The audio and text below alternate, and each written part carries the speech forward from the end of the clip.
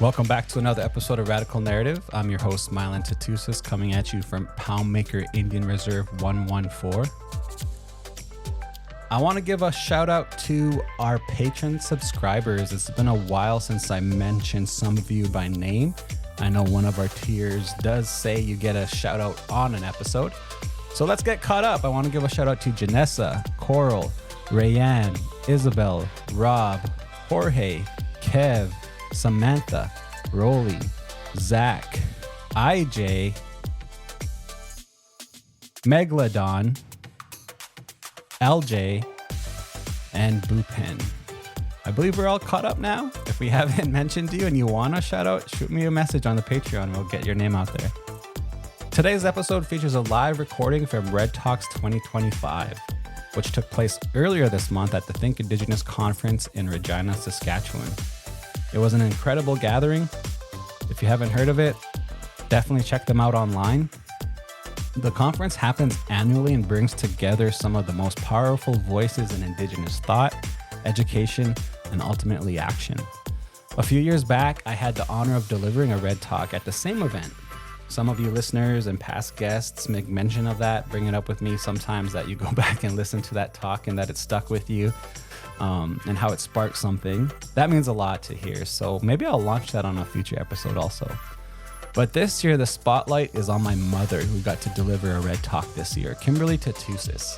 She delivered a powerful Red Talk that speaks not only to her life's work, but the roots of our family, my family, our communities, and the importance of Indigenous kinship, and ultimately, healing. For me, this talk is more than just a recording. It's a reflection of my own positionality, my own family system, a continuation of the work that shaped me, and a reminder of how vital our family systems are in the larger picture of decolonization and ultimately resurgence. You have to keep in mind, colonization, settler colonialism is ongoing, and maintaining and fostering our kinships and collectives is key and vital. So here it is, Kimberly Tootoosis at Red Talks 2025.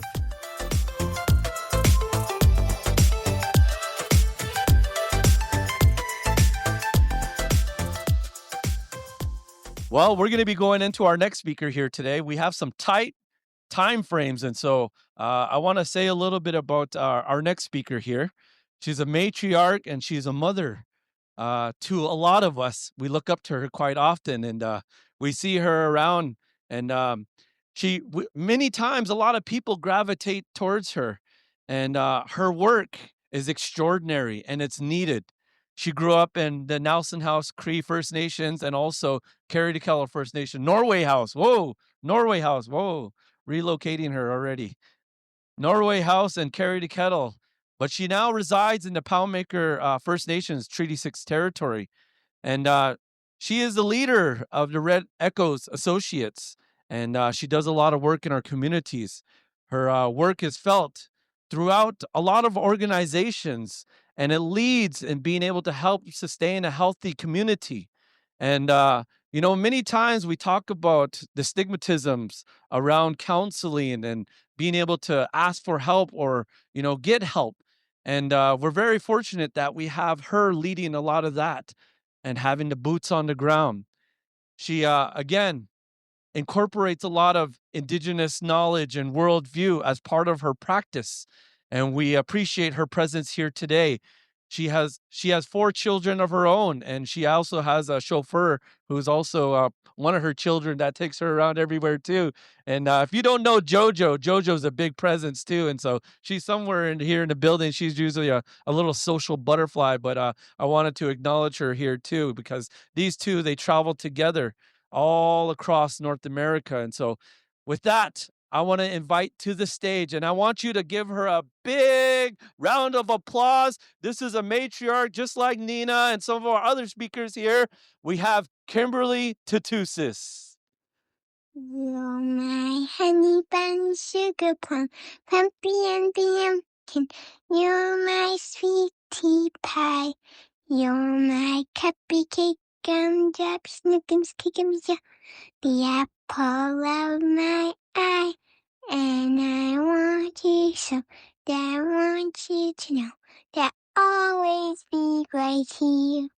And I always sing free songs to you because you are so dear. Good morning, everyone. I accepted Chris's invitation to come and speak to you today.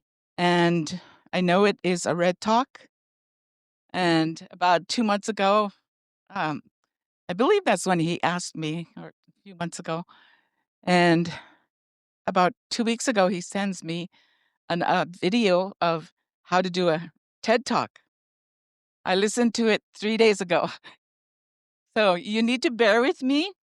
I'm nervous. I always am nervous when I begin to speak, particularly to large crowds. I'm used to working with groups. And one of the trainers that I had told me to embrace it when you're nervous. Welcome it, embrace it. Because if you ever lose that, then you're working from ego. When you keep that humility and that humbleness and speak, whether you're nervous, whether you're emotional, and whatever comes up for you, you're speaking from the heart, you're speaking with truth. So for some reason, I was fine sitting there. I heard Reverend Jackson's voice. My heart. River Jackson, if you want to switch,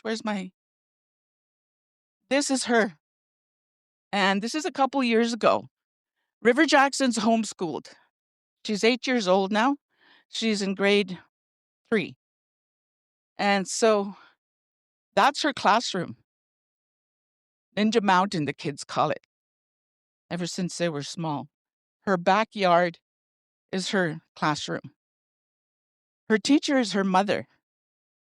And for me to have a daughter-in-law to commit to the well-being and healthy growth and development and to support my son is one of the most precious gifts that I can have.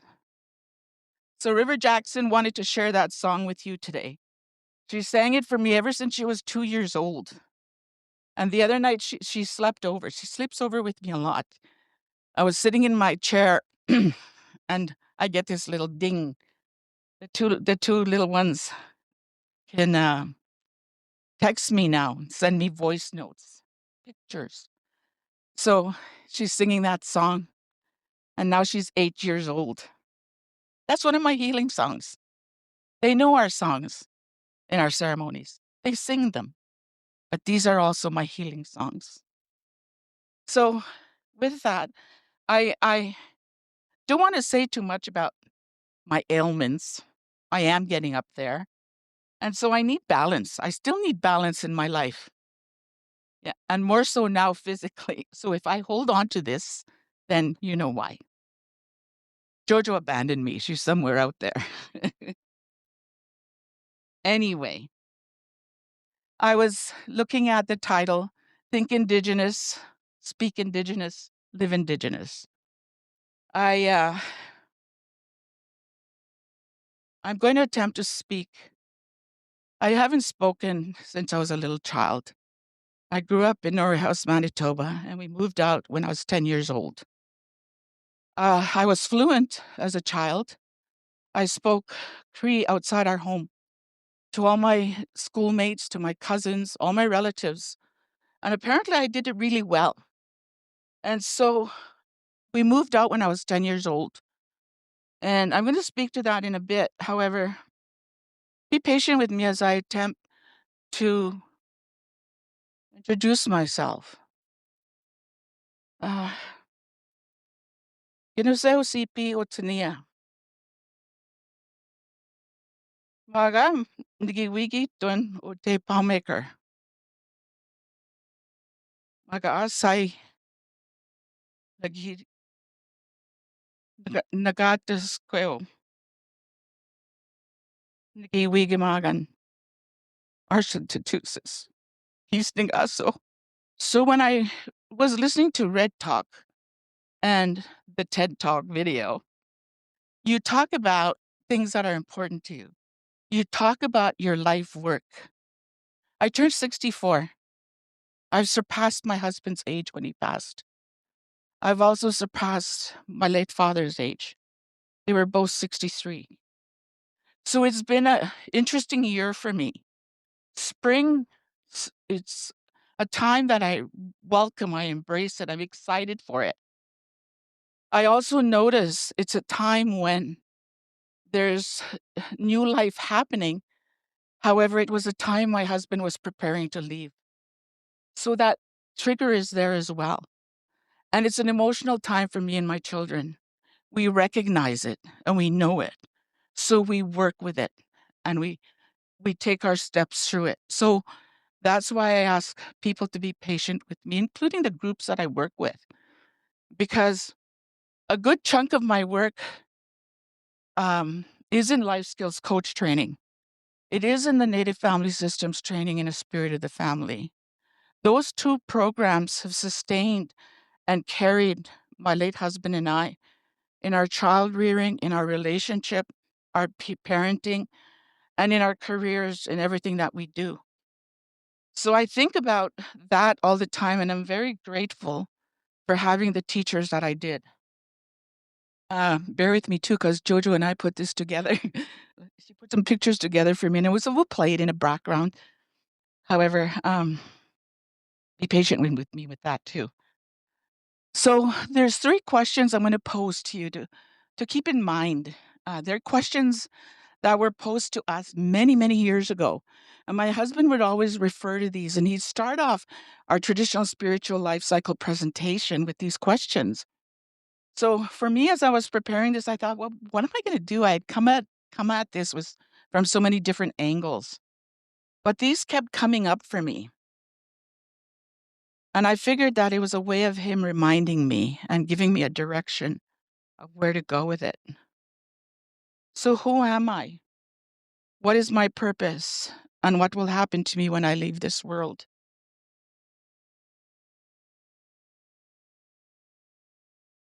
I want to share with you why I choose to do what I do, and in turn invite you to assess where you are in your own careers and even in your own life.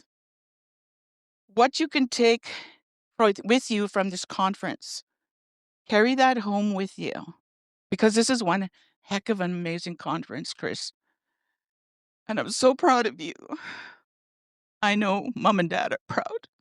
So take what you can from here to enhance the responsibilities you have, because we have a lot of responsibilities in this life. So when we're given the opportunity to attend something, a gathering, a conference, it's not to be taken lightly. Our responsibility is to take back to our workplaces, to our families and our communities, any new skills or ideas we may have learned. It's not ours to keep. And let the opportunity here for personal and professional growth happen. Let it stimulate you with renewed interest and drive to be the best you can be as educators and mentors to the children. I really value the role of teachers, as I have worked in schools, in different school systems over the years as a support counselor and a therapist. I'm aware of the scope of the duties that you all have as educators, and also those responsibilities, the time committed and the tireless commitment it takes to teach, to guide and nurture children and young adults. I worked in our reserve school when I first graduated, and I spent 8 years there. I wanted to be more than what the duties were identified at that time, and at that beginning of counseling, having counseling available in our schools. It needed to be more than just a truancy officer. And I found that the school scope of duties was very limited. I was a graduate of the Indian Social Work program from the University of Regina. And I had specifically chosen that career when I became aware that there was a Indian School of Social Work, much to the dismay of my guidance counselor. However, I was determined and I completed that training. In 1993, I resigned and joined my late husband in private practice, and we began our life work. We worked as counselors, as therapists, as facilitators and trainers in the healing and wellness field, an area that I feel strongly about and felt was my passion. So let me take a step back and let me say, sometimes for some of us, something occurs in our life that sets us in a direction or calls us to attention. And you know in your heart, this is what you are to do in your life. There were some significant events that led me to decide that I wanted to be a social worker.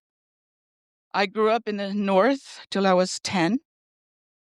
From approximately 7 to 10 years old, I had experienced atrocities that crept into our home. And as a result, my parents decided to move from our community to Portage la Prairie. They told me we left for opportunity for better employment and schooling for us, the 3 younger children. I have 4 older siblings who all attended residential school. What we also left with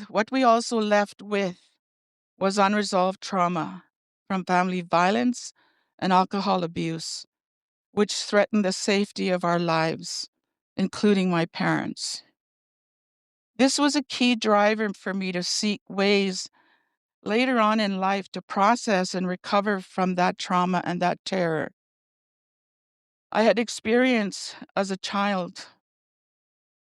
I'm grateful my parents did what they felt was necessary for all our safety, and they sought to make a better life for us elsewhere.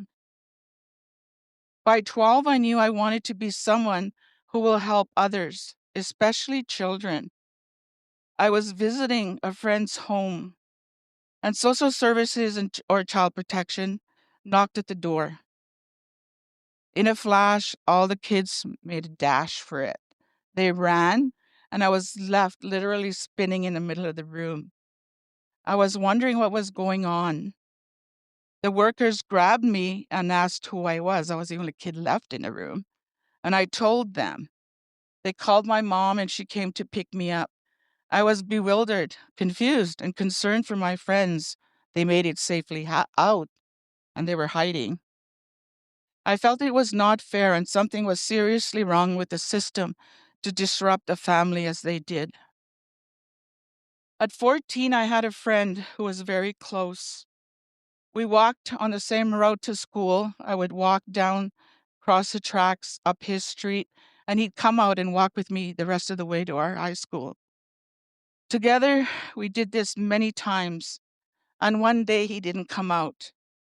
I walked by, and it was not till later that morning in school we were told he had unalived himself. I felt if only I had gone to knock on the door, or maybe called his name. At 14, I thought maybe I could have saved him. It had a profound and lasting effect on me. I made my decision, and I began focusing on school and what I was going to do, and where was I going to get my degree. Another key impact on my life was the support and guidance I received as a teenager. I share this because this is so critical for our youth today. I loved learning and hearing about all the things that are being done in our schools. It can't stop, and there needs to be more. I was a teenager in the 70s. It was a time of renewal and reviving of our culture and our spirituality. I feel there was much more connection and support at that time. Karen Pheasant talked the other night, and she mentioned the friendship centers, and I was sitting there and I remember them. And I looked around and it was quiet. And so we had formed a youth group. I was visiting with Linda Standing last night, and she said, yeah, we had she was a youth group member or started a youth group in Prince Albert. We were motivated youth at that time, and we had the support of the local reserves, the communities, and the Friendship Center to do programming for ourselves, things we felt we needed. So I was visiting with Dennis yesterday, Dennis Meaches. He's from Long Plains, and I grew up with a lot of the kids there. So we were remembering that time in our life. There was a lot to do. The youth group called us to attention. They gave us space, and it was our responsibility to build it. The people who had the authority or were in the power or had the ability really handed that over us to be able to do what we needed to do. We had youth dances. We started a powwow group. They started their drum group. We were youth looking for that connection with our peers, and we were seeking a sense of purpose in our lives. What I see drawing then, today, what's happening is the threat of gang interference and more addiction with our young. And it is critical. We know that.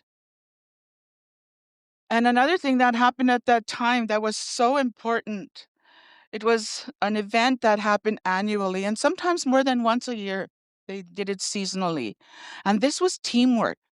This was teamwork from the elders of the 3 reservations that surrounded Portage. It was the staff at the Friendship Center, and it was the cooperation of the provincial school systems in that town. And let me tell you, Portage Prairie was, possibly still is, one of the most racist southern towns in Manitoba.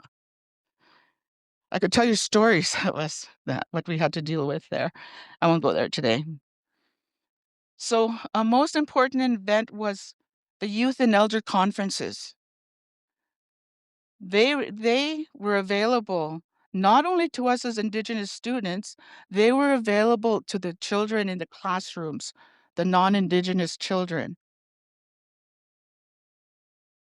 It was presented to us in a very open, respectful, caring, loving manner. Those elders worked together and they supported each other. Not only that, they were open to inviting elders or the wise old people from different directions to come and teach us. And I can name a few that were so influential. Tom Porter from Akwesasne, Lady Eva McKay, who taught us about womanhood, roles of women. Philip Deere from Oklahoma was one of the ones who came every year. The first Tootoosis I met, late Ernest Tootoosis, would come and share with us, along with the local elders. It was a time that I embraced and gathered the tools and wisdom that helped me to become the person I am today, along with the teachings that my parents provided for me. We learned a lot about healthy relationships, which is still needed today. Healthy courtships, we did actually court, and it was a time period and it involved all the family. Healthy communication, self-worth and self-esteem, the 2 things that were targeted in residential school, stripped them of their self-worth and self-esteem. And we still see it today.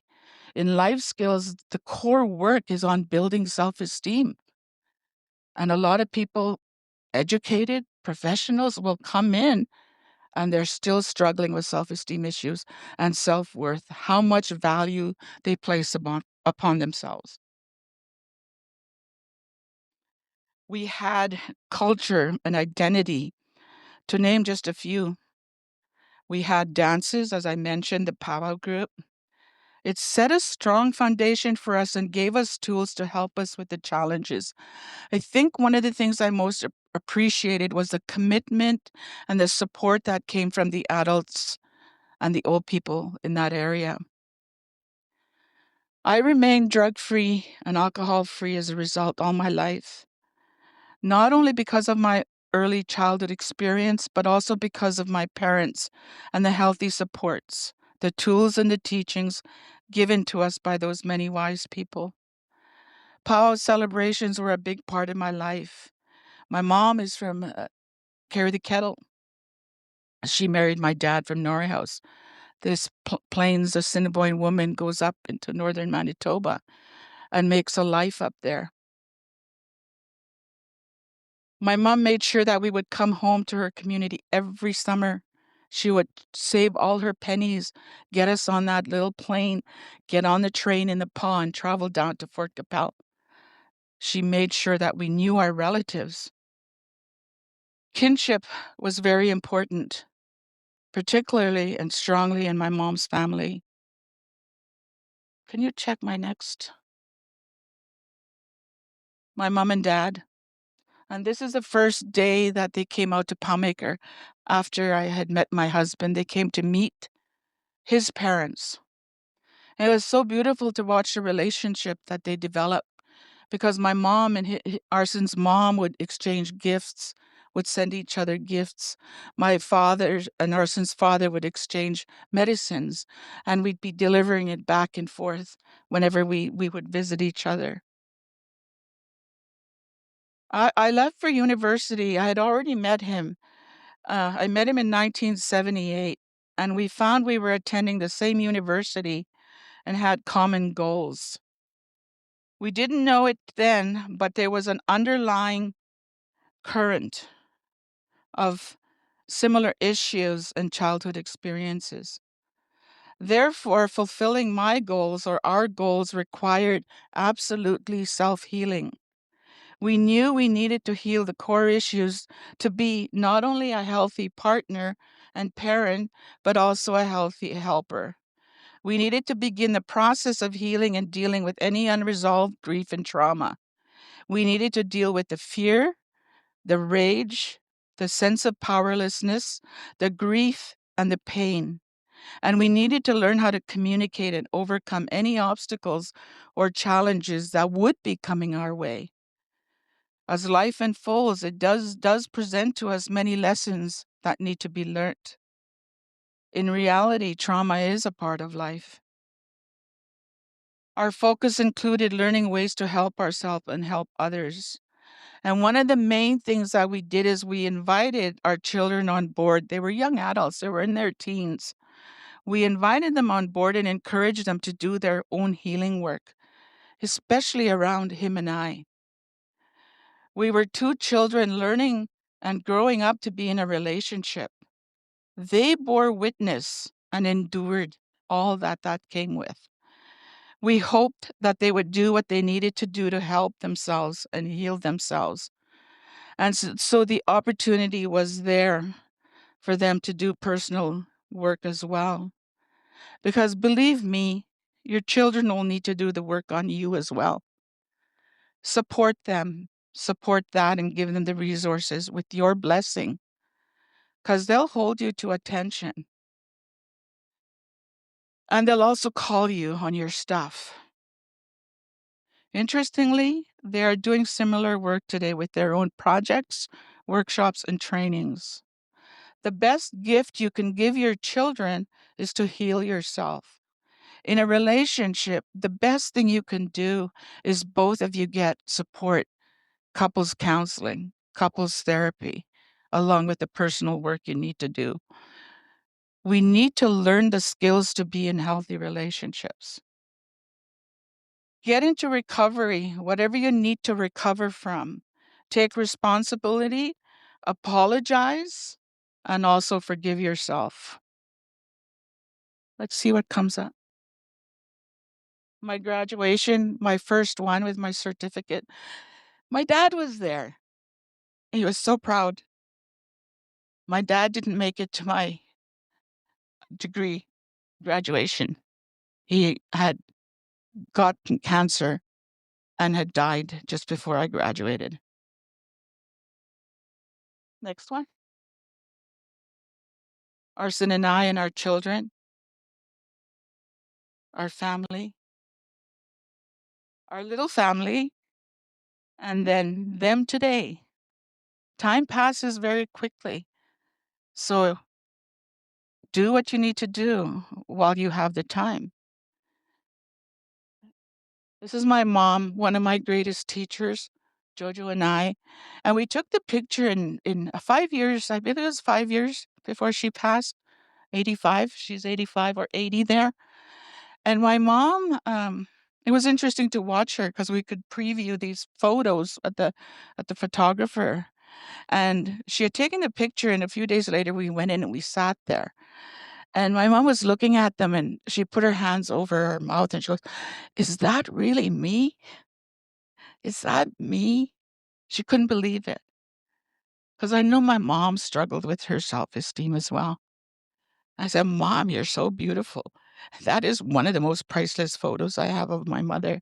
And all my relatives share that, my nieces and nephews. She was our matriarch. She held us together. These are my 4 little grandgirls. I have 6. The other 2 are teenagers. They were all born after my husband passed.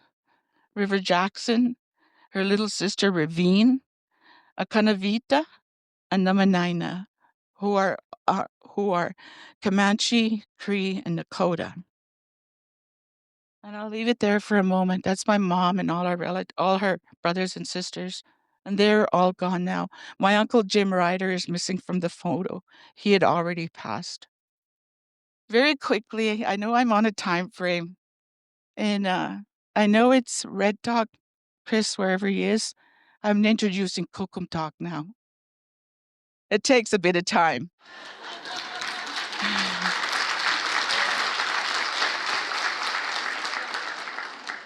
As Colby would say, I'll decide.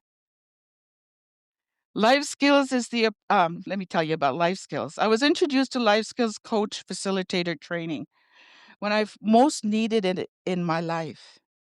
It literally saved my life. So what is that? We've had life skills for many years. Let me tell you, it's evolved from the early days. I was fortunate to be trained by one of the writers, creators of the original New Start model in Saskatchewan. So life skills is the appropriate and responsible use of problem-solving skills in the management of life affairs. And there's 5 areas: self, which entails a lot of self-growth, our spiritual foundation, and all that we can gather and provide in the learning and teaching of that. Family, community, leisure, and job. And for our youth, that would be school. These are the 5 life areas. It's an experiential training with practice to be able to utilize an effective healing process to counsel others. It means taking care of your own issues first. I don't know if there's any coaches in the room who've taken my training. I will hold them to the fire. I got 1, 2, some more. And the reason for that is we're working in the front lines, and we can only help people as much as we've helped ourselves. So we create settings, and they learn to create that safe space to be able to work with groups and people so that they can do their own personal healing and be able to then live life more fully and be productive or enjoy the work that they've chosen to do in their life. So it's about taking care of our own issues first. So after I took the training and saw the benefits and what it did for me and my husband, who followed soon after me, we approached our trainer to mentor us, and he agreed. After co-training a number of groups, because I needed to have the what do they call it, mentorship, or yeah, he handed the program over to us, and he encouraged us to make it our own. We could add what we felt was relevant, what we needed to add as Indigenous people, our content. We wanted to train our own people because at that time, it was non-native middle class people doing the training in our communities. So that's exactly what we did. I owe much gratitude to Robert Buchanan, who entrusted us with his life work. He is the only Wasicho I know in my life who knew what it meant to give back. And he did exactly that after working for many, many years with First Nation communities, right up into the Yukon. Since then, we have trained many groups and hundreds of people from all professions because it can apply to any and every profession. So, what do I have next? My grandpa, my mushroom from Norrie House, William Scribe. I don't have many pictures of him, but he was one of the kindest, most loving grandfathers I had, along with Charlie Ryder. And in my teen years, Grandpa came to live with us in Portage. And those were, it was such a valuable time to have an opportunity to grow up with a grandparent present. My mom was that for my children as she came to live with us in Poundmaker after my father passed. And now I'm the grandmother to the little girls. So what is your story? I encourage you to value all your lessons, all the learnings and experience you have, no matter how challenging, no matter how painful, even no matter how shameful and damaging it may have been.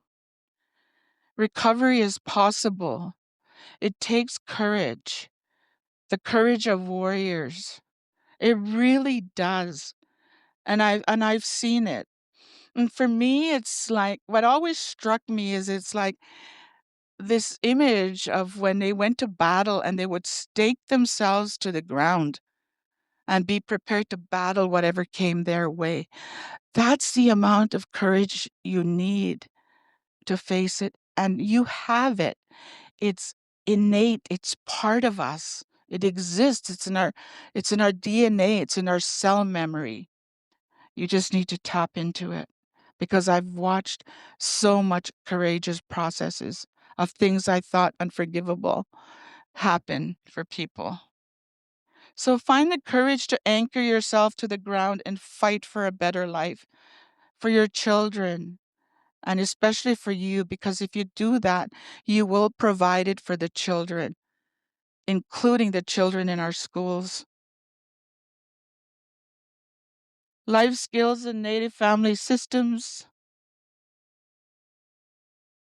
in the spirit of the family has been our life work and will continue to be. I and my children carry on the work that my husband laid the foundation for. Colonial systems still determine the outcome to our success.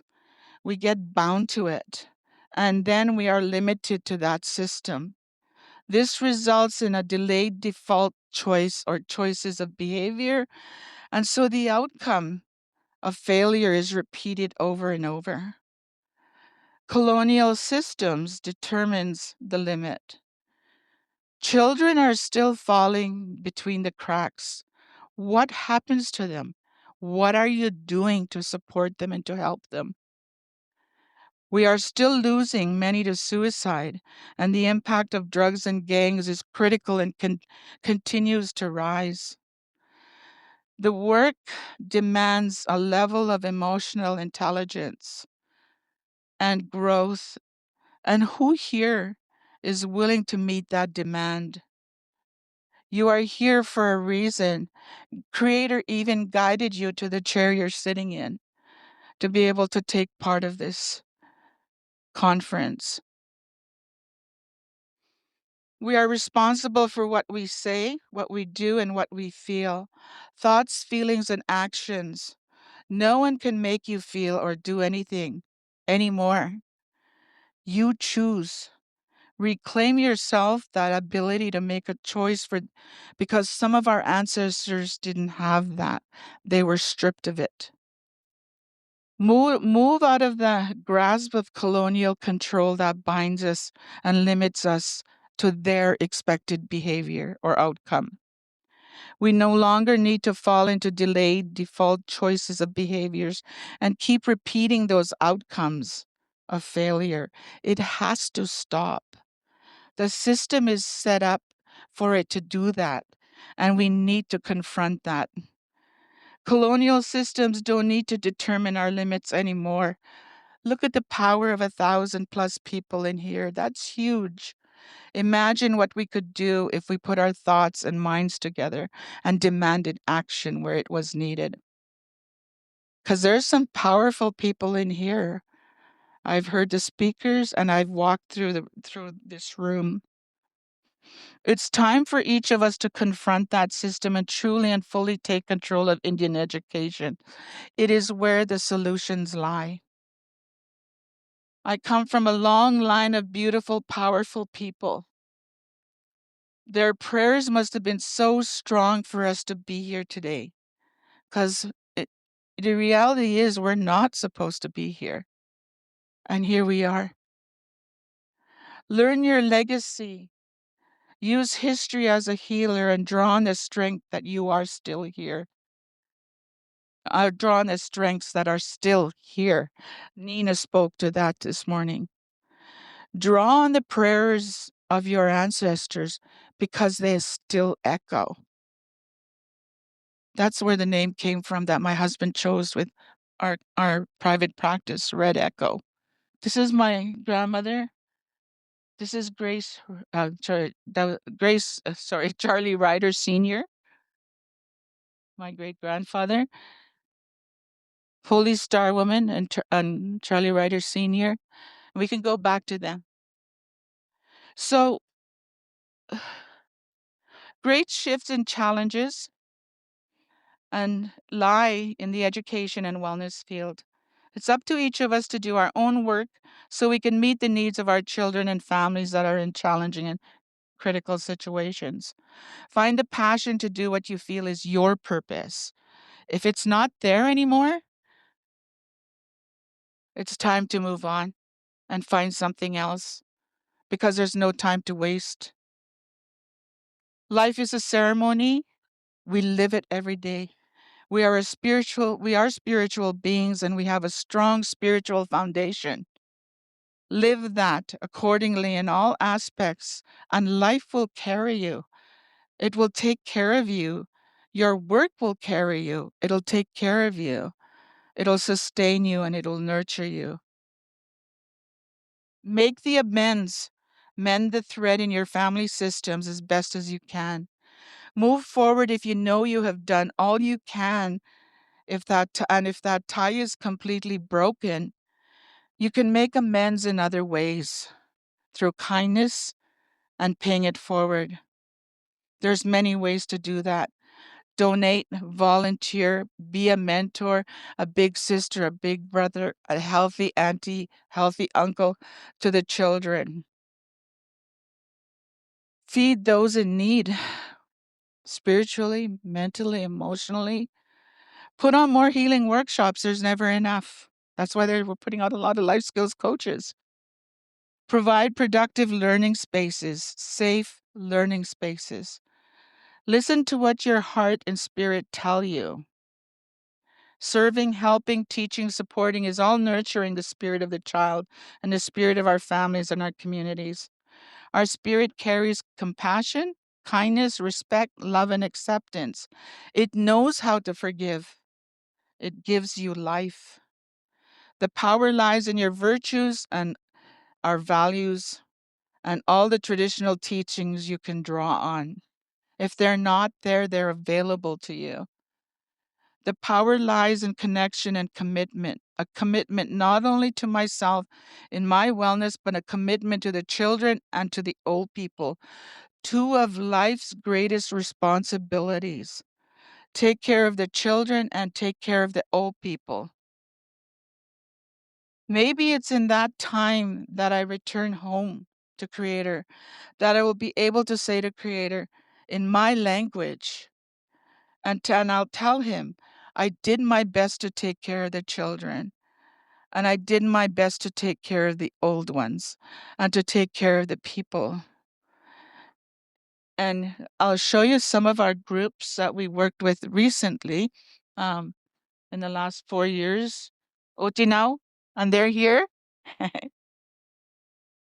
You could just flip through them. Carry the Kettle, Houses 2022, Samson in Alberta 23. Sutana, we just wrapped up with them. Yeah.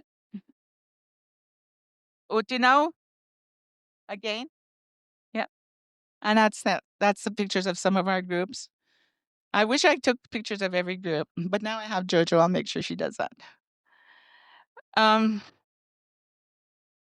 So then I'm going to wrap it up. And I want to close it off with a Kanavita, my little 5-year-old, is a very powerful little buffalo, very powerful little girl. And she's going through a lot in her life right now. There's some major changes. And she was sharing with me the other day, because mom lives in Saskatoon, dad lives on a reserve. She has 3 homes, mom, dad's, mine. And so she said, Cookum, Mommy, I'm going to play you a song. Mama played a song for me.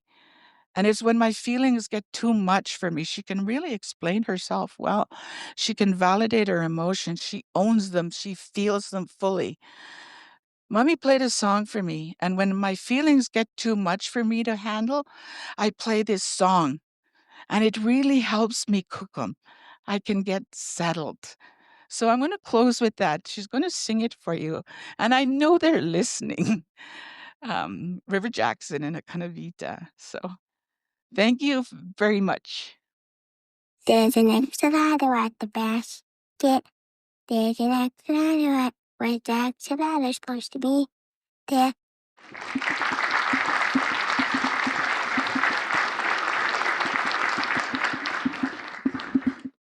Now, before she leaves the stage, we want to acknowledge her again by wrapping her in a beautiful star quilt blanket there.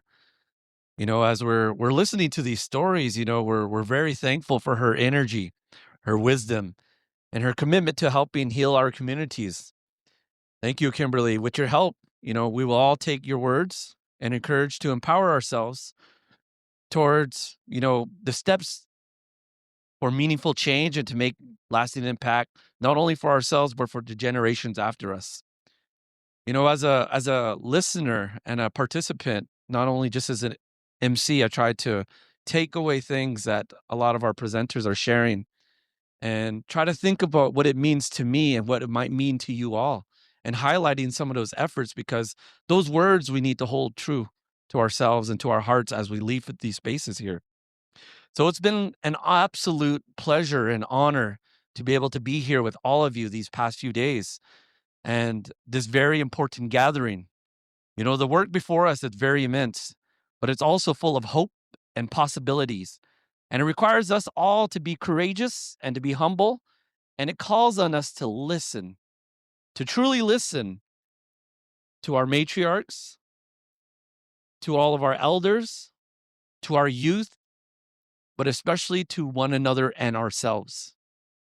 Our time today should remind us that the path to true transformation requires us to feel, to listen deeply, to learn humbly, and to act boldly, and also, most importantly, to heal.